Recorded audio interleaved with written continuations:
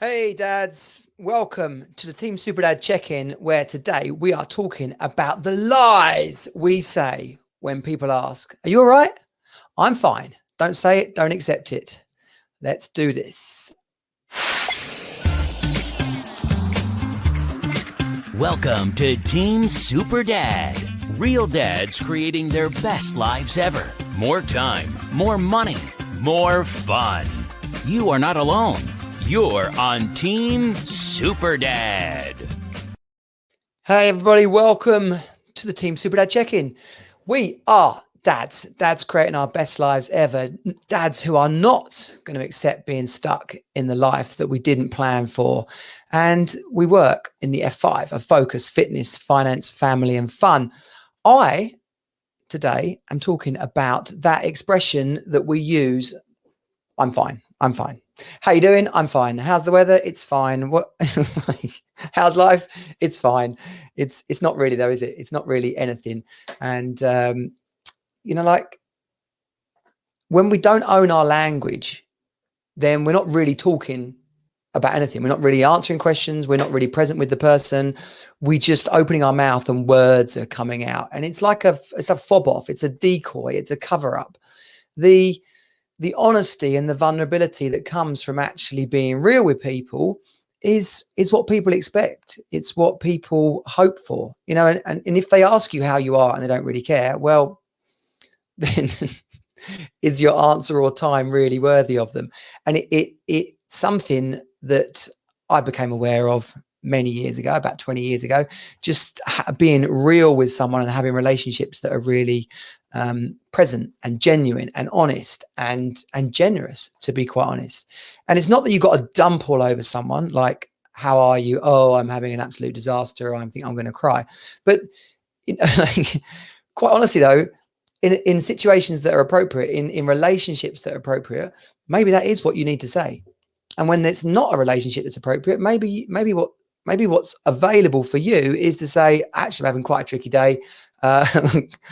Looking forward to lunchtime," or "looking forward to getting home and seeing the kids." That's far more genuine and generous to the person who's asking you. Now, if you've been following me on the socials the last few days, weeks, I've been part of an amazing book called Being Fine, the Other F Word. And it's only through being part of this book and the 18 other authors, 16 men, 2 women, of sharing the experience of being with someone who is trying their best to put out that they're actually doing fine. They're trying to cover up that they're not doing fine. And it's a slippery slope, basically, because what you get out of saying "I'm fine" is no help, no support, no input on the thing that you're actually really struggling with. And then all you get to prove is that you're in trouble, that you're on your own, that you're isolated. So Being Fine, it's available on Amazon right now. I can put this in the chat. If you're watching and want to say hello, you can comment, because it will come up no matter what channel you are watching this on. Being Fine. So the comments come in and we can talk about it. If you've got a question about the book, if you've got a question about what kind of thing can you say if someone asks you if you're fine, here we go. Let's have a little look. Let's go with the old FB.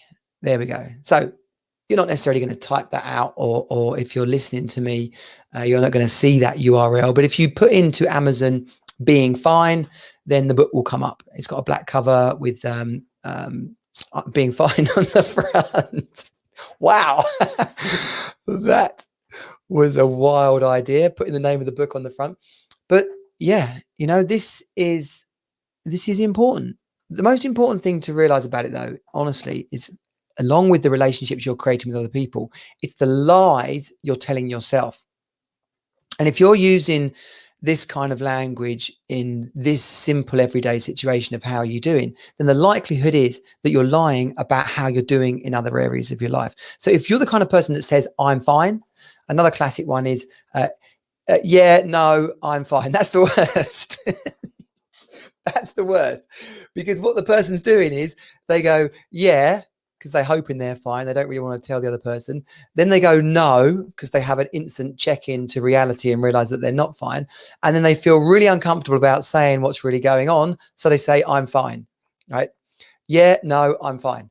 It doesn't even mean anything. More than anything, actually, it does suggest that you are not fine. People that start sentences with yeah, no. I mean, like, is it yeah or is it no? Are you going to tell me something that or not tell me something? Owning your language is so flipping important. And kids pick up on it, your partners pick up on it. You know, in work situations, if you're selling, if you're not clear and concise and real with your language, then people are going to, you know, they're going to smell it. It's going to stink the place out. So I didn't realize how much of an impact this book was going to have, and it is real. You know, we talk about real dads creating their best lives ever on Team Super Dad, and this book is real. From builders to billionaires and everyone in between, depression, menopause, obviously not men having menopause, but the experience from one of the female authors of going through menopause and realizing on reflection sometime later what that was like for her husband, miscarriages, marriage breakdowns, losing money, you know, being broke, but going bankrupt, a motivational speaker that found himself depressed. Like, these are all situations unique to that person. But when you read it, you realize, oh my gosh, I'm going through the same stuff, but my circumstances are different. So different situation, same experience. And what you can take from that is how each of those authors in Being Fine bounced back. You can apply that to your life. And that's what it's all about. There are people who've been through what we're going through already. So we can shortcut that journey. We can take on board their tips and advice, and we can get to a place of happiness and success quicker. It's the same with any area of our life, whether we want to get fitter, have a better relationship with our children, make more money. How do you get a bigger house? How do you save for your future? How do you cook? I mean, like, how do you have fun with your wife? How do you have sex with your wife? Like, what do you tell your kids? How do you create a really close and loving and fun-filled relationship with your kids? How do you fill up your social life with fun? These are all areas of our life where we need to be honest with ourselves, because if you want to fill those tanks up, you've got to get honest with yourself and the people around you. Glenn, what's Glenn got to say? When is it fine to say I'm fine? Not every situation is appropriate for deep and meaningfuls. Yeah, Glenn, I totally agree with that, right? But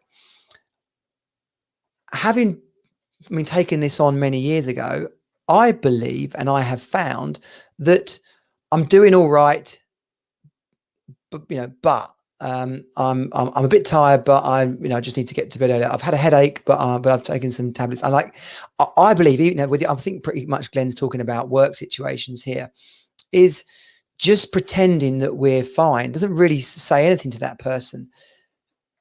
We've all got to be appropriate given the situations and circumstances we're in. But I still think in creating relationships with people, being upfront and honest with people, being genuine, like congruent, then there are better expressions. Okay. Tough day, but I'm looking forward to going home.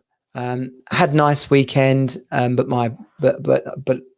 family members not very well. Like, this gives the other person the opportunity to say, oh wow, okay, can I get you a cup of tea, or can we bring this meeting forward, or can I do something for you?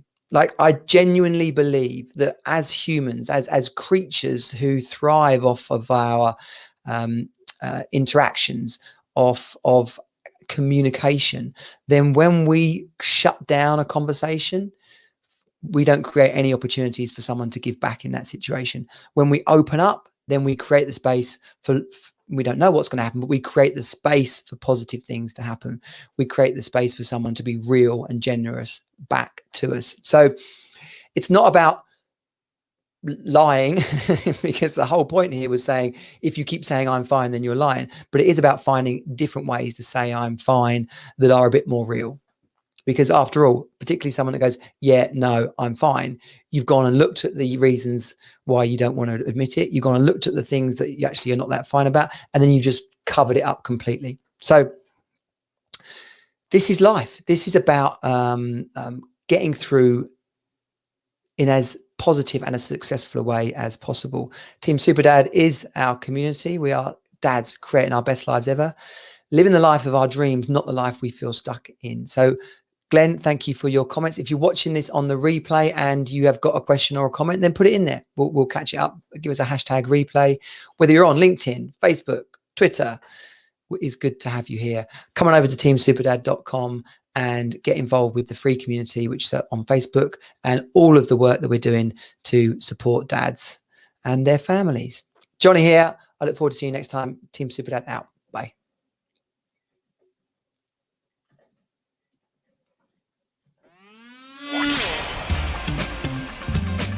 This has been Team Superdad. Find us at teamsuperdad.com. Join the program and create the best life ever for you and your children. You are not alone. You're on Team Superdad.